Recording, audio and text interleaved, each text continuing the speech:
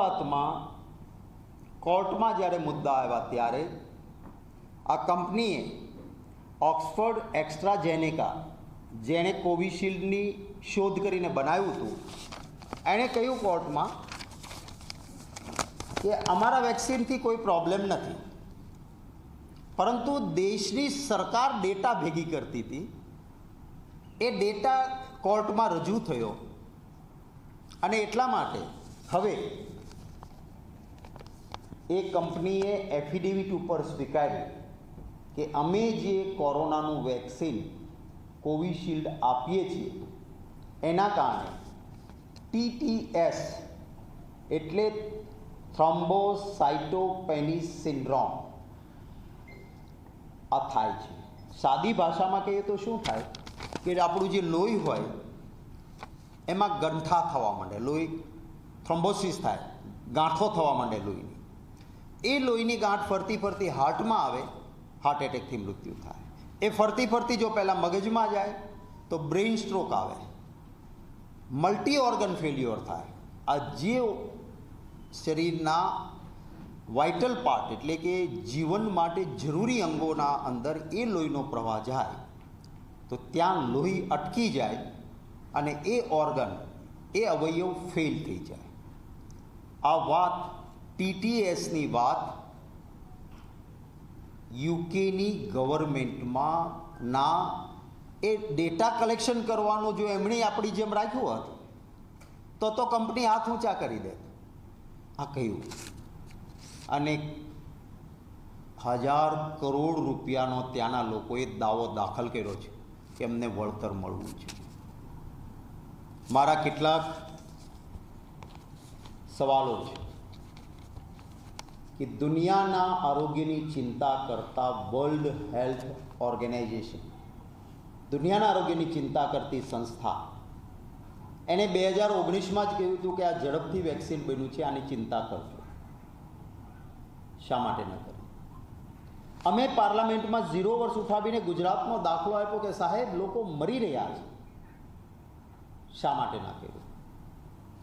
2023માં emergency advisory, emergency guidance વિશ્વના આરોગ્યની ચિંતા કરતી સંસ્થા WHOએ આખું તમામ દુનિયાના દેશોએ શરૂ કર્યું. આપણા દેશે એ પછી પણ નથી ડેટા કલેક્ટ કર્યો, નથી કોઈ આરોગ્યની દેશના લોકોની ચિંતા કરી. ભારતમાં 205 કરોડ કોવિશિલ્ડના ડોઝ આપ્યા છે. ખૂબ પ્રેશર કરીને અપાતા હતા અને એની ક્રેડિટ પાછી ભારતીય જનતા પાર્ટી લેતી હતી. ગુજરાતમાં 10.53 કરોડ, કારણ કે એક વ્યક્તિને 2 વખત બૂસ્ટર ડોઝ, આવું બધું સરકાર દબાણ કરતી હતી અને કહેતા હતા શું, મફત વેક્સિન, મફત વેક્સિન. મફત નહોતું.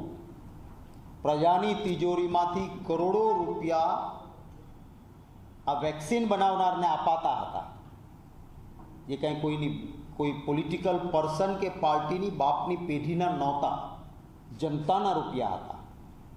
અને છતાં પોલિટિકલ પબ્લિસિટી કે મફત વેક્સિન આપીએ છીએ. એ પછી મારો એક સૌથી મોટો સવાલ એ છે કે આપણો દેશ ગૌરવ લઈ શકે, ભારત સરકારની પોતાની સેન્ટ્રલ રિસર્ચ ઇન્સ્ટિટ્યૂટ CRI, આ સંસ્થા 118 વર્ષ જૂની છે, જે વેક્સિન બનાવે છે, પ્રોડ્યુસ કરે છે, કોઈ પણ પ્રાઇવેટ કંપની કરતાં એની કેપેસિટી ખૂબ ઊંચી છે અને એ ભારત સરકારની છે ઇન્સ્ટિટ્યૂટ. આ ઇન્સ્ટિટ્યૂટ દુનિયાભરમાં, ભારતમાં નહીં, દુનિયાભરમાં વેક્સિન માટે પાયોનિયર, સ્થાપક પૈકીની આ ઇન્સ્ટિટ્યૂટ આપણા ભારતમાં છે, જે ભારત સરકારની. બીજા વિશ્વયુદ્ધ વખતે આ ઇન્સ્ટિટ્યૂટમાંથી જે વેક્સિન ગયા એ દુનિયાભરમાં પ્રશંસા થઈ હતી કે બીજા વિશ્વયુદ્ધ વખતે ભારતની સેન્ટ્રલ રિસર્ચ ઇન્સ્ટિટ્યૂટ એ નમૂનેદાર કામગીરી કરી. આપણા દેશમાં પોલિયો, શીતળા, ટીબી, પુષ્કળ પ્રકારના રોગો હતા. આ બધા રોગો સામે રોગ પ્રતિકારક શક્તિ વધે, વેક્સિનથી રોગ નિર્મૂળ થાય, એનું સંશોધન, એનું પ્રોડક્શન, એનું ઉત્પાદન, એ બધું જ સેન્ટ્રલ રિસર્ચ ઇન્સ્ટિટ્યૂટ ભારત સરકારની લેબોરેટરીએ કર્યું. ક્યારેય આ સંસ્થા સામે કોઈ પ્રશ્નાર્થ કે સવાલ નહોતો. તો જ્યારે કોરોના આવ્યો અને ઇંગ્લેન્ડની એક કંપની કહે છે કે મેં આ શોધ્યું છે પણ પ્રોડક્શન મારી પાસે થાય એમ નથી,